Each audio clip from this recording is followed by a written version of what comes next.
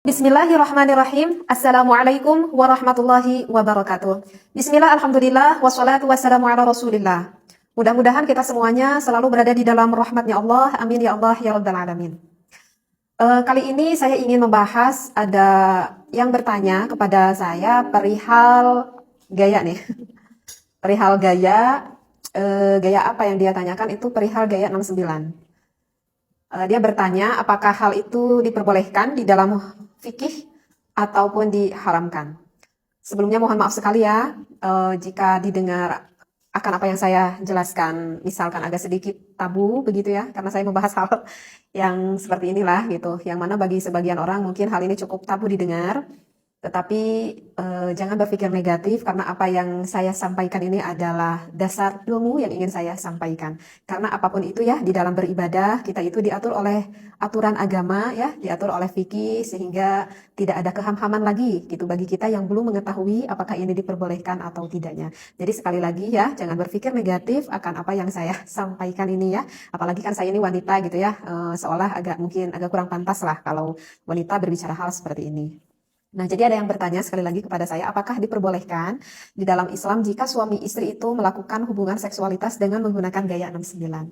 Jika yang udah berumah tangga lama mungkin udah pada paham ya, apa itu gaya 69. Tapi jika ada yang belum paham, misalkan ada yang belum paham, gaya 69 itu gimana sih gitu. Misalkan yang baru nikah gitu yang belum paham. Jadi gaya 69 itu adalah posisi sang suaminya di bawah tuh biasanya bahwa suaminya di bawah dan posisi sang istrinya itu di atas. Tapi tidak seperti itu juga sih terkadang. Jadi intinya dari gaya 69 itu adalah apakah boleh sang suami itu maaf-maaf sampai menjilati ataupun menghisap klitoris sang istrinya, dan ketika melakukan hubungan itu sebaliknya sang istri pun maaf sekali ya dengan bahasa yang saya sampaikan, sampai mengulum apa itu Mr. P suaminya. Nah, itu adalah yang dikatakan dengan gaya 69. Jadi saling saling mencium, saling menghisap, saling menjilat di area vitalnya lah istilahnya seperti itu. Nah, apakah itu diperbolehkan atau diharamkan? Saya di sini berbicara tentang ilmu fikih, bukan ilmu akhlaknya ya. Sekali lagi saya tekankan, saya di sini adalah menjawab dari ulama fikih, bukan menurut perihal ilmu akhlaknya seperti itu. Nah, kalau di dalam ilmu fikih itu banyak ya sebetulnya saya temui di dalam beberapa kitab seperti itu, yang mana jumhurul ulama itu mayoritasnya membolehkan seperti itu. Dalil Al-Qur'annya kenapa dibolehkan tertera ada di dalam surat Al-Baqarah ya, pada ayat 223. A'udzubillahi minasyaitonirrajim. Nisa'ukum harful lakum fa'tu harfakum anna syi'tum. Wallahu a'lam bil muradi. Jadi kan di lafaz itu dikatakan nisa'ukum. Nah, gitu kan? Wanita ataupun istri kamu itu adalah harful lakum, adalah sawah ladang bagimu. Artinya sawah ladang suami. Fa'tu, maka datangilah gitu ya. Harfakum, ladangmu itu anna syi'tum. Nah, di sana itu ada lafaz anna syi'tum. Kalau kita lihat di tafsirnya, lafaz anna syi'tum itu bermakna aimin aina syi'tum. Jadi bermakna artinya aimin aina syi'tum itu kita boleh melakukan di mana saja, seperti itu. Artinya ya di tempat yang diinginkan oleh suami dan juga istri. Kemudian wa mata syi'tum, maknanya itu adalah wa mata syi'tum, kapan saja jika suami dan istri menghendaki boleh dilakukan. Kemudian kaifa syi'tum, dan nah ini kaifa syi'tum, bagaimana saja sesuai kehendak yang kalian sukai, artinya sesuai kehendak yang disukai oleh istri dan juga suami kamu. Jadi ini yang salah satu dasar referensi ayat Al-Quran yang mana membolehkan kita melakukan gaya 69 itu. Karena tidak ada larangan di sana. In kana dzalika min simamin wahidin, jika ada dari lubang yang satu. Nah, di sini ada penekanan yang jelas asal masuknya itu ke lubang yang satu, yaitu ke lubang vagina sang istri. Nah, jadi dalil Al-Quran ini yang menunjukkan bahwa suami boleh bersenang-senang dengan istrinya dengan gaya apapun selama suami dan istrinya itu saling suka, saling meridhoi, tidak ada keterpaksaan antara suami dan juga istri. Nah, itu yang perlu digarisbawahi.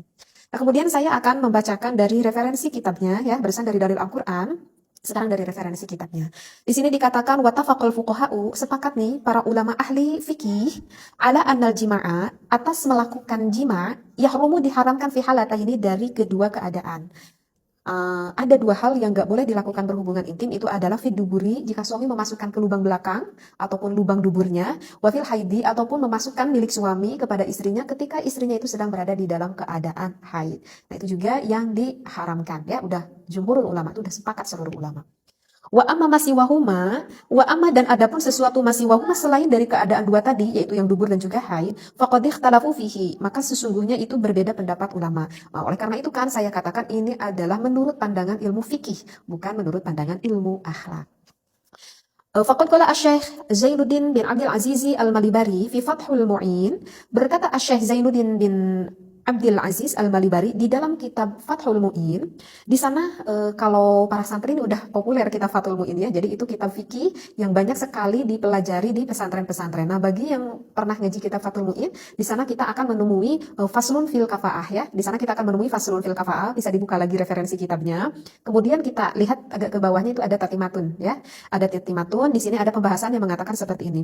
Jadi di dalam tatimatun itu yang membahas fi bayani ba'di adabin nikah ya, di dalam menjelaskan sebagian adab-adaban tentang nikah. Nah, ada yang dikatakan oleh Syekh Zainuddin, referensinya seperti ini. Ya juzu diperbolehkan li zauji bagi suami kullu tamattu'in. Boleh sang suami bersenang-senang, ya. Boleh suami bersenang-senang minha dari istrinya. Bima siwa halqati duburiha, selain ataupun kecuali dengan sesuatu yang berada di lubang duburnya, lubang dubur sang istri, dari lubang belakang, itu nggak boleh. Walau bimaswi badriha. Nah, kecuali nih, walau bimaswi badriha, yang diperbolehkan itu, walaupun sang suaminya itu sampai menghisap klitoris sang istrinya. Nah, jadi di dalam kitab Fathul Mu'in, yang berkata Syekh Zainuddin bin Abdul Aziz, di sana dikatakan hukumnya diperbolehkan sang suami menghisap klitoris sang istrinya. Nah, begitu juga sebaliknya, sang istri juga diperbolehkan untuk mengulum milik sang suaminya, yang kita kenal dengan gaya 69 ini gitu ya. Nah, jadi bagi sang suami ataupun sang istri, jika hal itu memang dianggap diperlukan dan saling menyukai, maka tak perlu ada keraguan kalau berbicara di dalam ilmu fikih, ulama di dalam mazhab Imam Syafi'i memperbolehkannya. Dengan syarat sang istri dan juga sang suami saling suka ya, saling meridhoi seperti itu. Kalau misalkan istrinya nggak mau gitu, kalau misalkan pengantin baru gitu ya, itu kemungkinan kebanyakan para istri tuh nggak mau gitu ya, karena mungkin agak jijik juga gitu ya, dan merupakan hal yang sangat di luar bayangan mungkin, sehingga nggak mau melakukan hal itu. Nah, tetapi kalau misalkan dengan berjalannya waktu dengan sedikit suami merayu begitu ya, kebanyakan sih wanita tidak akan merasa keberatan sih seperti itu. Nah, saya tidak tahu ya bagaimana yang dirasakan oleh suami dan juga istri Anda di rumah gitu ya. Cuman kebanyakan gitu kalau saya dengar gitu seperti itu. Eh Cuman sih yang perlu diingat ya, di dalam berbagai gaya gitu ya, di dalam berbagai gaya ini sih sebetulnya ya memang gak perlu diajarkan juga ya. Maksudnya tak perlu diajarkan karena dengan instingnya nanti suami istri juga sih apa itu akan memahami apa yang dia inginkan sebetulnya. Jadi yang ingin saya titik beratkan di sini itu adalah bukan gayanya itu sih sebetulnya, tetapi hukumnya itu apakah diperbolehkan atau tidaknya. Jadi yang ingin saya sampaikan bukan gayanya tetapi hukumnya. Nah, kalau bertanya hukumnya di dalam fikih ya diperbolehkan.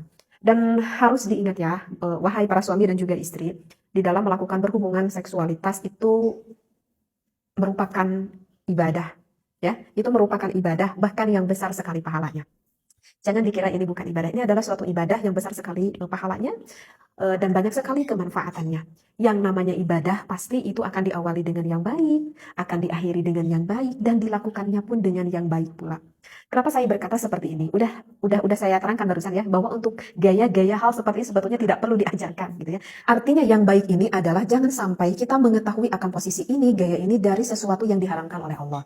Misalkan nih biar takut ada yang nggak paham. Misalkan pasangan suami istri mengetahui hal ini itu bukan dari instingnya ataupun bukan dari keinginan sang istrinya misalkan. Tetapi hal itu diketahui oleh suaminya itu misalkan, maaf ya, itu dikarenakan sang suaminya itu sebelumnya itu melihat dulu film porn gitu ya.